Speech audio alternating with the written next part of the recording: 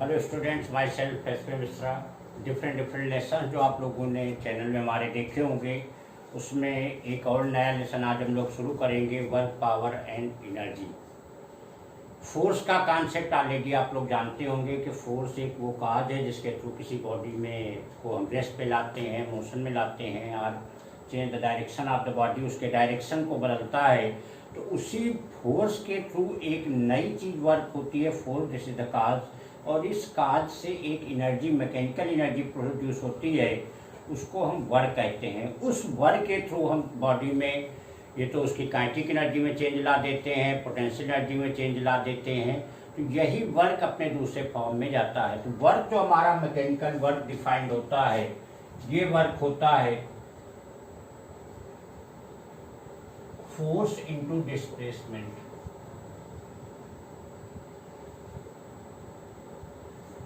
या इसको हम कह सकते हैं W = F × S। और साथ में क्योंकि F भी हमारा वेक्टर क्वांटिटी है, S भी हमारी वेक्टर क्वांटिटी है, इसीलिए W = F.S इसको हम बोलेंगे,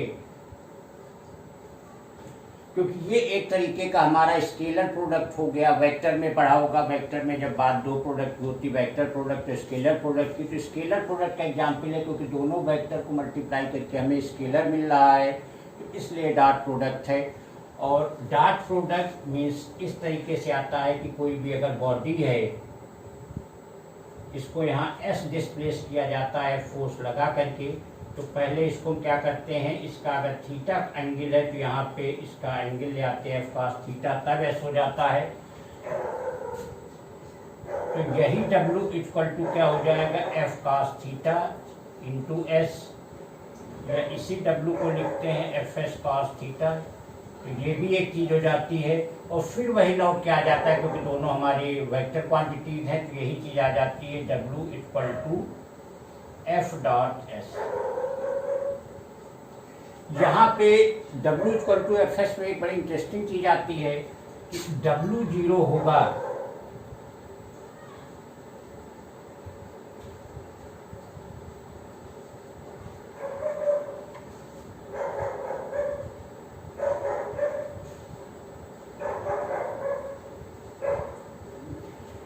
तो W 0 होगा, तीन कंडीशन हो जाती है। एक तो हमारा F 0 हो या S 0 हो, और एक सबसे इंटरेस्टिंग पोजीशन आती है कि अगर S थीटा 90 डिग्री हो जाए।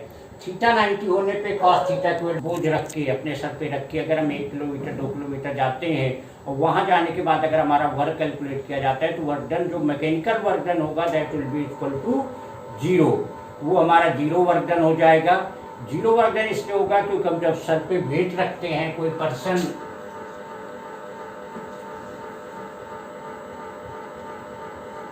यहाँ सर पे अगर वेट रखता है,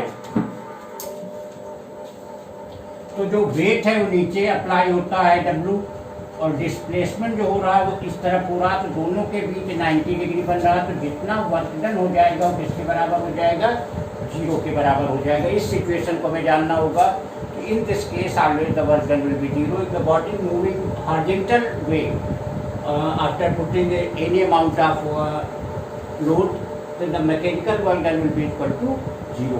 एक सेकेंड और इंटरेस्टिंग सिचुएशन बनती है कि जैसे हम मान लीजिए किसी सर्कुलर पाथ पे मूव करते हैं, तो जो भी इसकी रेडियस डायमीटर होगी, जो भी उसका पेरीमीटर होगा, मान लीजिए we are starting from the point A and after 1 round 2 round 3 round, जितने भी राउंड कंप्लीट करने के बाद जब A पे ही हम रीच कर जाएंगे, 1 राउंड 2 राउंड 3 राउंड जितने राउंड होंगे, तो जो डिस्प्लेसमेंट होगा हमारा किसके बराबर हो जाएगा, 0 के बराबर हो जाएगा।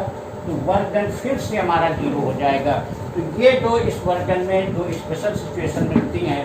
एक इस टाइप का केस, मैकेनिकल वर्क डन 0, और एक सेकेंड हमारे सर्कुलर पाथ पे again the work done is 0। एक होता है और एक सिचुएशन बनती, मान लीजिए कोई भी वेट लेकर के हम एक पर्टिकुलर हाइट पे जाते हैं, वहाँ से लौट के फिर अर्थ पे आ जाते हैं, फिर से डिस्प्लेसमेंट हमारा 0 हो जाता है। अगेन मैकेनिकल वर्क डन हमारा 0 हो जाएगा। तो these are the special cases when the mechanical work done, still the body is doing the work। एक एनर्जी लॉस होती है, उसके बावजूद भी मैकेनिकल वर्क जो होता है हमारा 0 हो जाता है। वर्क हमारा डिफरेंट डिफरेंट टाइप से डिफरेंट डिफरेंट एनर्जी के चेंज उसमें जाता है। वर्क हमारा पोटेंशियल एनर्जी में चेंज होता है, वर्क हमारा काइनेटिक एनर्जी में चेंज होता है। लेकिन एक बात तब हो गई, ये वर्जन तब है जब यहाँ पे कांस्टेंट फोर्स अप्लाई हो रहा हो। अगर ये वेरिएबल फोर्स है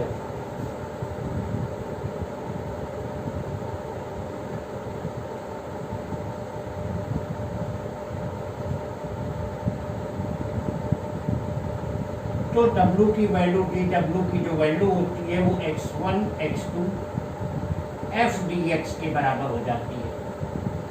ये दोनों का डिफरेंस है, क्योंकि यहाँ पे जो वर्जन की बात है, ये वर्जन तब है जब फोर्स इज कांस्टेंट, ये वर्जन तब है जब हमारा फोर्स वेरिएबल है। तो वेरिएबल फोर्स के थ्रू जब हम वर्जन निकालेंगे तो dW की value x1 to x2 integration f dx के बराबर हो जाएगी।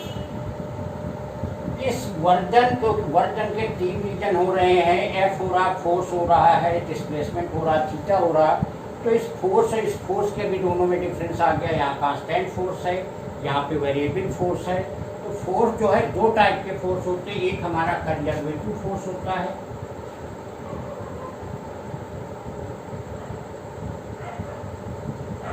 कंजर्वेटिव फोर्स होता है कि अगर बॉडी पे वर्क कर रहे हैं, वर्क केवल फाइनल और इनिशियल पोजीशन पे डिपेंड करता है। ये हमारा इनिशियल पोजीशन है और ये हमारा फाइनल पोजीशन पे है। तो वर्क अगर फोर्स के मतलब फोर्स जो है केवल इनिशियल और फाइनल पोजीशन पे डिपेंड कर रहा है, तो इसको हम कंजर्वेटिव फोर्स बोलते हैं। Initial final position means path पे डिपेंड नहीं करेगा।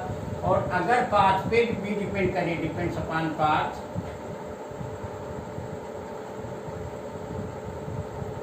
ऐसा फोर्स जो होता है नॉन कंजर्वेटिव होता है।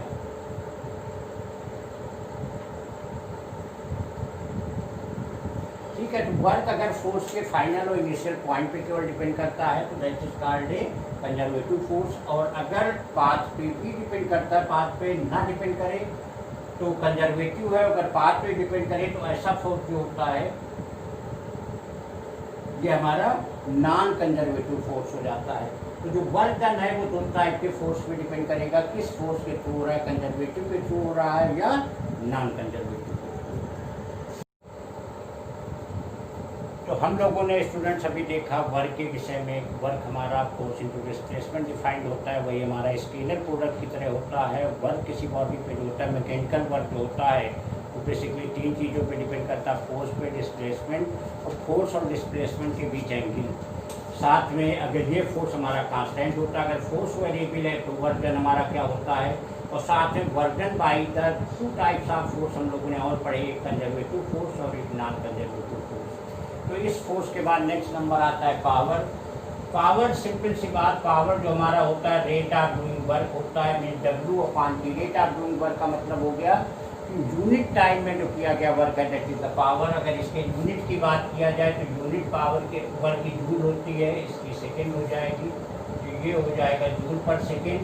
और इसी को नया नाम दिया जाता है वाट। तो पावर की यूनिट हमारी जो हो जाएगी वाट हो जाएगी। और पावर को डिफाइन कैसे करेंगे, it is a rate of doing work.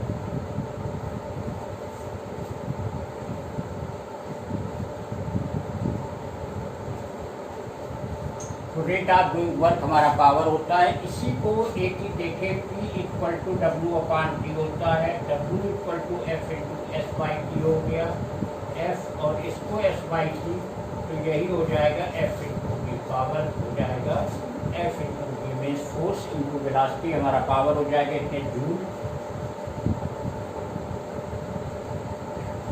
तो यहाँ पे एक चीज़ ये देखने को मिल रही है कि actually power this is a form of work. Work जो है हमारा वो तो है ही है वर्क, ठीक है, लेकिन वही रेट ऑफ डूइंग वर्क में जो यूनिट टाइम का हमारा वर्क होगा वो हमारा पावर कहलाएगा। यूनिट टाइम में जितना हम वर्क कर देंगे वो हमारा पावर कहलाएगा। और इसी पावर के साथ एक चीज़ आती है एनर्जी। एनर्जी को कहा जाता है capacity to do the work. दोनों में डिफरेंस थोड़ा अच्छे समझ लीजिएगा। Capacity to do the work, कोई काम करने की क्षमता, कितना काम हम कर सकते हैं, दैट इज द एनर्जी। और पावर हमारा क्या था, rate of doing work means unit time में कितना वर्क कर सकते हैं वो उसका पावर होता है, और टोटल कितना हम वर्क कर सकते हैं वो हमारा एनर्जी होती है। एक पढ़ाई की बात किया जाए, एक स्टूडेंट्स 1 घंटे में 2 घंटे में भले ही एक लेसन पूरा पढ़ डाले, एक दूसरा स्टूडेंट्स मान लीजिए 8 घंटे 10 घंटे लगाता है उसी लेसन को पढ़ने में समझने में, तो लेकिन पहला वाला 2-3 से ऊपर नहीं पढ़ सकता, तो दूसरे वाले की एनर्जी ज़्यादा है और पहले वाले का पावर ज़्यादा है। तो ये है डिफरेंस दोनों में, पावर और एनर्जी का। Power means capacity to do the work, unit time में कितना वर्क कर लेते हैं, दैट इज द पावर। और एनर्जी क्या हो गई, capacity to do the work, कितना टोटल काम हम कर लेते हैं वो हमारी एनर्जी हो जाएगी। तो ये एनर्जी जो होती है 2 टाइप की हम लोग पढ़ते हैं, एक हमारी काइनेटिक एनर्जी होती है, ये होती है, और एक हमारी सेकेंड होती है पोटेंशियल एनर्जी होती है। एनर्जी हमारी 2 टाइप की होती है। काइनेटिक एनर्जी जो होती है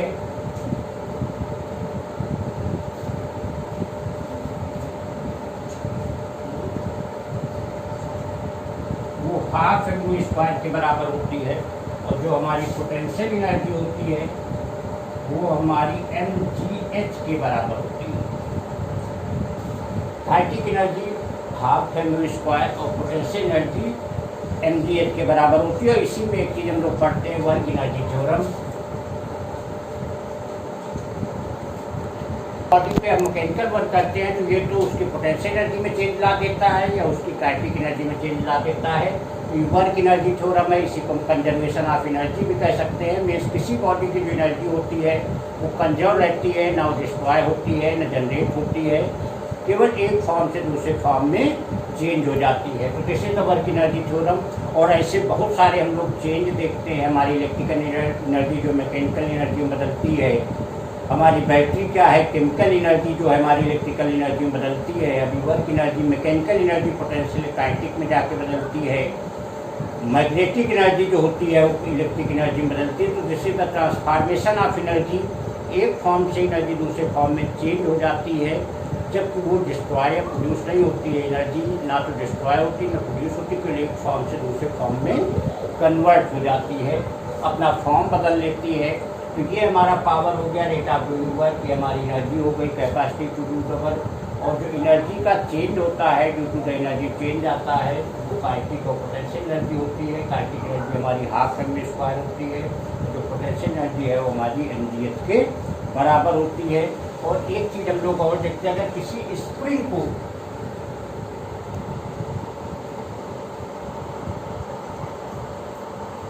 मान लीजिए इसको x डिस्प्लेस कर दिया जाए, x मीटर डिस्प्लेस कर दिया जाए, तो इस पर पोटेंशियल एनर्जी जो है वो स्टोर हो जाती है, वो हाफ के एक्स स्क्वायर के बराबर होती है। के जो होता है वो स्प्रिंग कांस्टेंट कहा जाता है।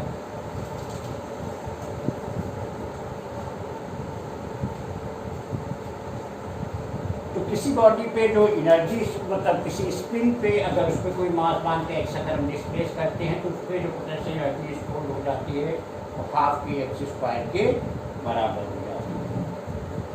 तो ये हमारी वर्क की बात हुई, वर्क की एनर्जी का चेंज कैसे हुआ, पोटेंशियल काइनेटिक में चेंज होता है। यही अगर वर्क हमारा मान मिल सका किसी स्प्रिंग पे करते हैं, उसको डिस्प्लेस कर देते हैं, तो उस पर जो पोटेंशियल एनर्जी स्टोर होती है वो हाफ के एक्स स्क्वायर के बराबर।